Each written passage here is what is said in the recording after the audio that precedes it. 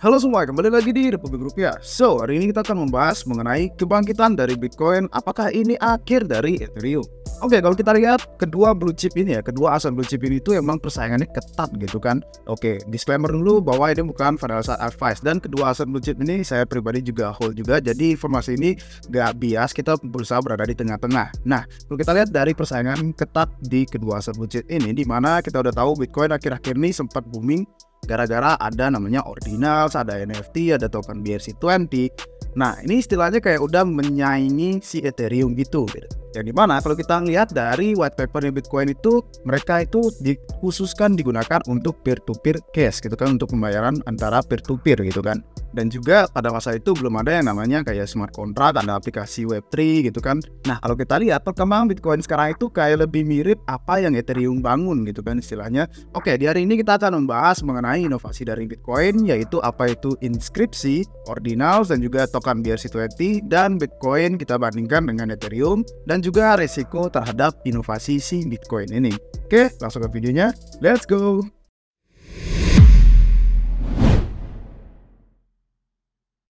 Well, sebelum kita lanjut, aku mau ngumumin juga buat teman-teman yang belum nonton video kemarin di hari Senin, kita udah ngumumin giveaway dari Republik Rupiah.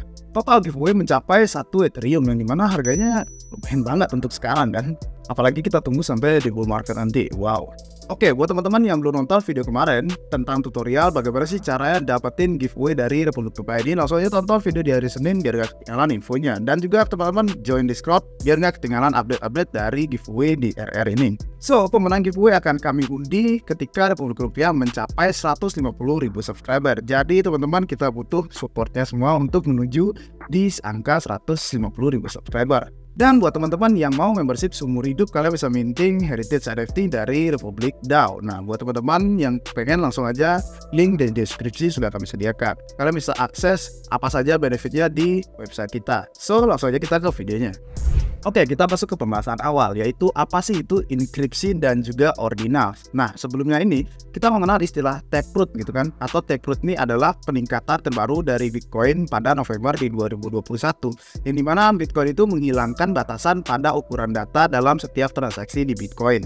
Nah, yang dimana memungkinkan satu transaksi itu mengisi seluruh blok dari Bitcoin, yang dimana dulunya itu setiap satu blok itu berisi banyak dari transaksi, mungkin ada ribuan, 1000 sampai 2500 kalau nggak salah. Nah, jadi dengan upgrade ini tuh istilahnya satu blok Bitcoin itu bisa full terisi satu transaksi, itu bisa muat dalam satu blok gitu, karena satu transaksi ini banyak banget data di dalamnya. Nah, kalau kita lihat dari inskripsi, apa sih itu inskripsi? Nah, inilah awalnya dari inovasi si Bitcoin.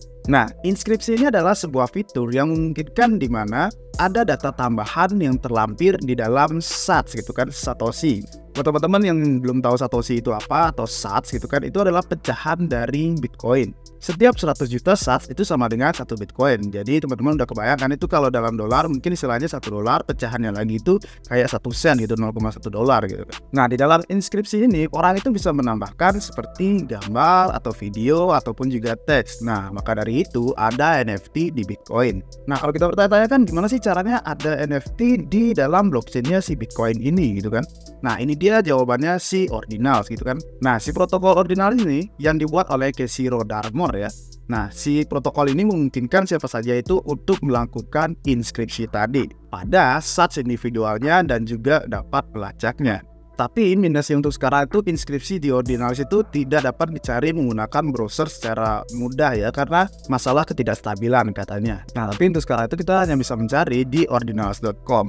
Oke, kalau kita lihat si protokol Ordinals ini ya, dia itu sepenuhnya ada di dalam Bitcoin gitu kan. Nah, yang menariknya untuk menjalankan protokol Ordinals ini butuh hal yang simpel gitu kan, dua hal yang simpel. Untuk menjalankan si protokol Ordinals kita hanya membutuhkan node Bitcoin penuh dan juga dompet Bitcoin yang kompatibel.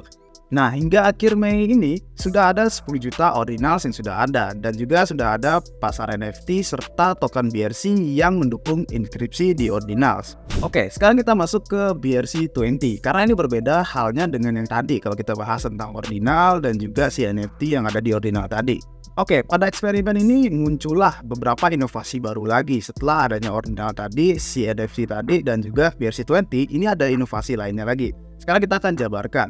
Eksperimen token BRC20 ini ya diperkenalkan oleh seorang analis yang bernama Domo. Nah, token BRC20 ini adalah smart contract yang dapat dipertukarkan di dalam blockchain-nya si Bitcoin ini. Nah, kalau kita lihat tadi ada 10 juta NFT di Ordinals kan. Kalau kita lihat si token BRC20 ini itu ada sekitar kurang lebih 40.000 token. Oke, terus gimana sih bedanya gitu? Kalau kita lihat kok banyak banget yang si NFT ini 10 juta, sedangkan si token BRC20 ini hanya ada 40.000 token gitu kan. Oke, bedanya itu terletak pada smart contract si BRC20 ini. Kalau tadi menggunakan NFT Ordinals itu, satu sats yang tadi itu hanya bisa berisi satu gambar atau video atau teks gitu kan. Nah, kalau kita menggunakan si smart contract BRC20 ini, dalam satu sats itu kita bisa mengisi atau berisi jutaan token gitu. Jadi inilah perbedaan antara si NFT Ordinals dan juga si smart contract BRC20 ini. Oke, kalau kita lihat kan lebih menarik ya si BRC20 ini. Dalam satu sats kita bisa menaruh atau berisikan banyak token di dalamnya gitu kan, jutaan token gitu. Nah, jadi istilahnya lebih irit space mungkin ya. Nah, dengan adanya inovasi BRC20 token ini ya menyebabkan peningkatan jumlah enkripsi dan juga biaya transaksi di Bitcoin. Nah, pasti karena ada inovasi baru dan menarik bagi orang-orang, pasti orang-orang tuh ingin mencoba gitu kan. Jadi istilahnya kayak jaringan ini menjadi ramai dan padat gitu kan, panas gitu. Otomatis gas fee juga bisa mahal, sama halnya seperti Ethereum gitu kan. Kalau sudah panas apalagi ramai banget gitu kan, otomatis gas fee bisa melonjak banget gitu. Nah, tapi ada yang diuntungkan juga pastinya. Kalau kita lihat dari jumlah alamat Bitcoin itu yang memiliki lebih dari 0 gitu kan, yang pertamanya 0 gitu kan, saldonya tiba-tiba melonjak naik gitu, itu sangat pesat gitu pergerakan naiknya. Dan juga diiringi dengan transaksi di Bitcoin yang makin padat, yang pasti siapa yang full senyum yaitu para minersnya, karena banyak ada gas fee dari transaksi tersebut. Oke, kalau kita lihat inovasi terus berkembang semakin cepat. Nah, hingga akhirnya si NFT Ordinal dan BRC20 ini ada yang mengunggah video game di dalamnya. Oke, mungkin teman-teman bisa lihat di layar ya. Di sini ada gambaran game itu, yaitu game dari Doom tapi versi light-nya. Jadi teman-teman udah bisa mainkan game ini menggunakan si NFT Ordinal di BRC20 ini. Ya, walaupun versi light-nya atau versi ringkasnya di-convert menjadi kecil itu, at least ini sudah ada perkembangan gitu kan. Nah, tapi baru-baru ini tuh si pengembang Ordinals ini yang bernama samaran Leonidas ini, dia tuh memperkenalkan inskripsi rekursif gitu namanya, yang dimana itu memungkinkan interaksi antara inskripsi lain dan juga si inskripsi lain juga. Nah, jadi kalau kita lihat yang tadi itu video game itu kan versi light ya, karena satu inskripsi aja. Nah, kalau ini sudah bisa saling berinteraksi, istilahnya ke depannya itu mungkin ada game besar yang bisa disatukan, saling berkomunikasi, itu menjadi sebuah video game yang besar gitu. Atau mungkin kedepannya ada inovasi terbaru lagi gitu kan, untuk menggunakan si hubungan interaksi antara inskripsi ini.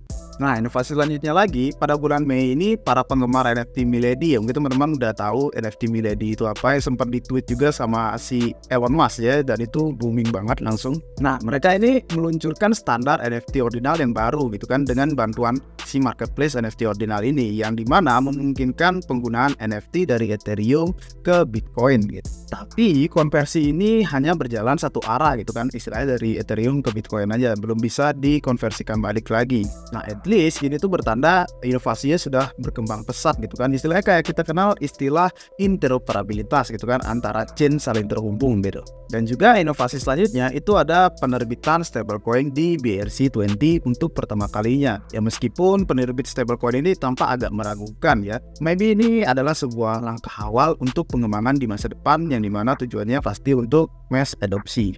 Oke, sebelum kita membahas resiko tentang inovasi ini, coba kita bandingkan dulu antara kedua aset blue chip ini, Bitcoin dan juga Ethereum. Nah, kalau kita lihat dari perkembangan si Bitcoin ini udah lebih mirip ke Ethereum, karena inovasinya yang terjadi baru-baru ini, yang dimana membuat jaringannya itu benar-benar padat gitu kan.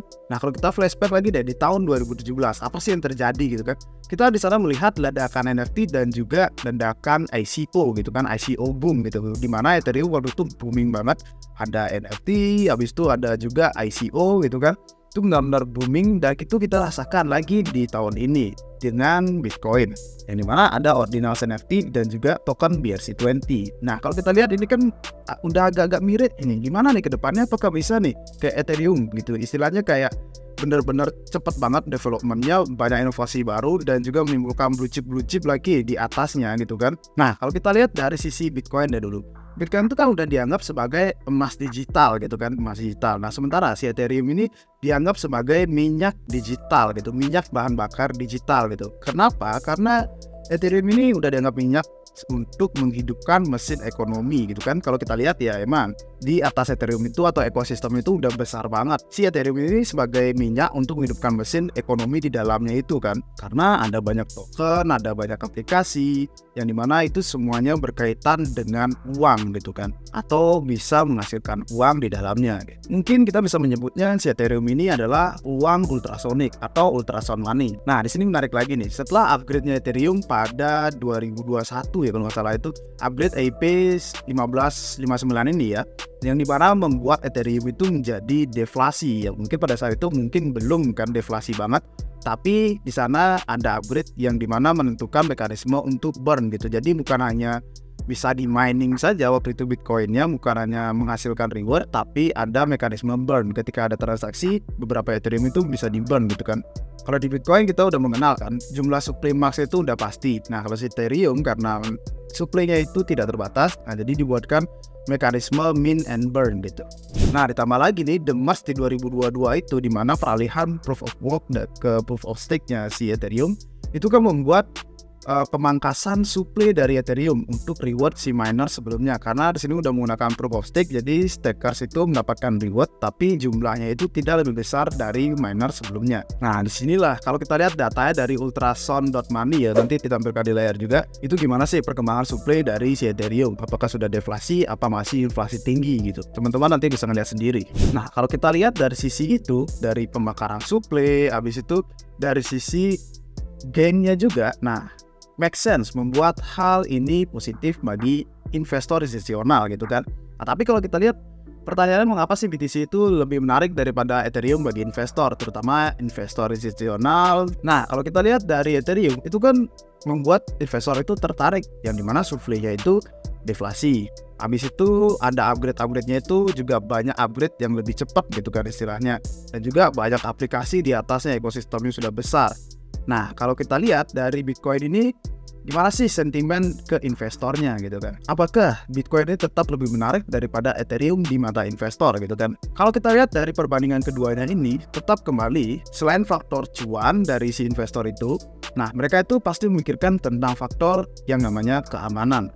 Oke, kalau kita lihat blockchain dari Bitcoin ini kan ya dinilai sebagai paling aman di dunia gitu kan, karena sifatnya itu statis dan juga kurangnya ada upgrade yang terus menerus gitu kan.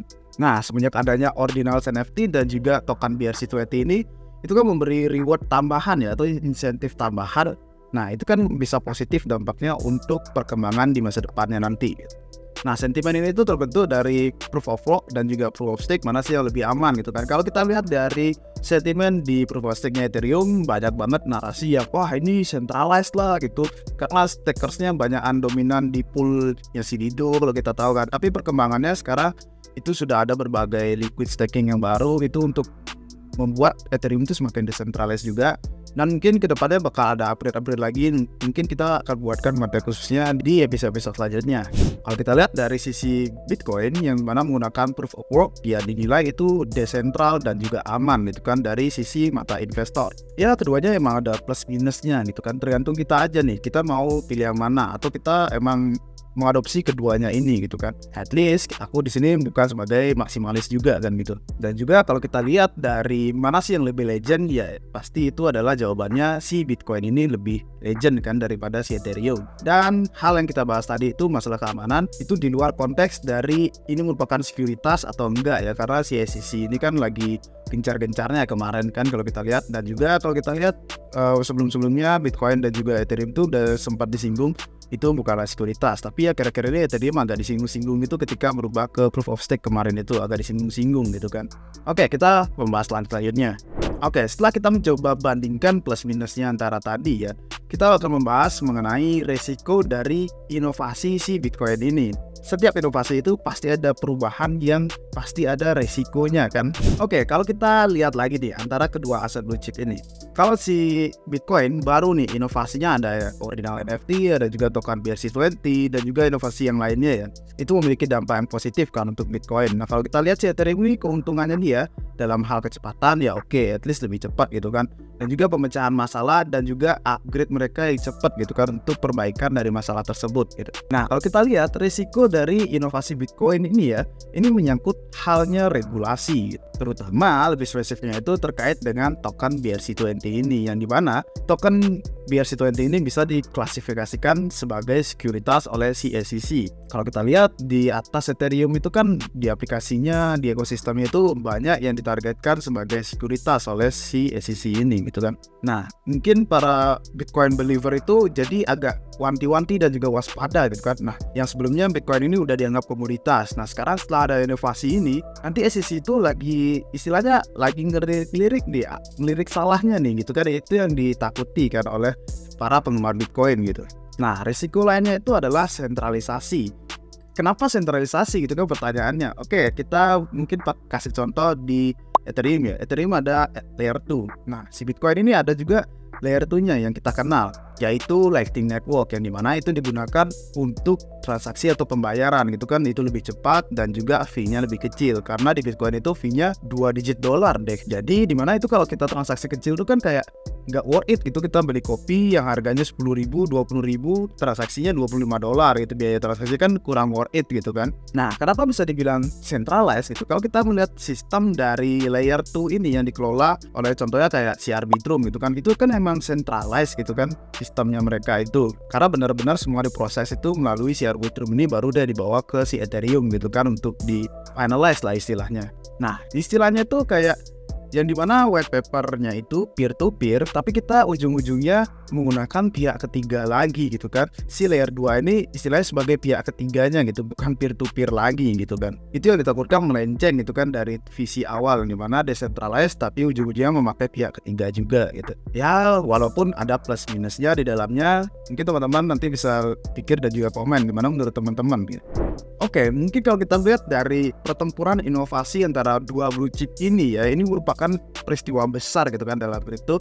Mungkin teman-teman langsung aja komen di bawah, gimana sih menurut teman-teman dari inovasi Bitcoin ini, apakah akan menimbulkan hal yang buruk atau akan menimbulkan hal positif ke depannya gitu. Dan gimana sih nasib Ethereum ke depannya ketika Bitcoin ini sudah mencapai level yang sama dengan pengembangan si Ethereum ini. Apakah hal itu akan terjadi? Gimana menurut teman-teman? Langsung aja komen di bawah. So, begitu teman-teman, udah nonton sampai akhir. Jangan lupa ikuti giveaway dari produk rupiah. Langsung teman-teman bisa cek zilinya ada di deskripsi di bawah. Sampai jumpa di video-video selanjutnya. Cheers!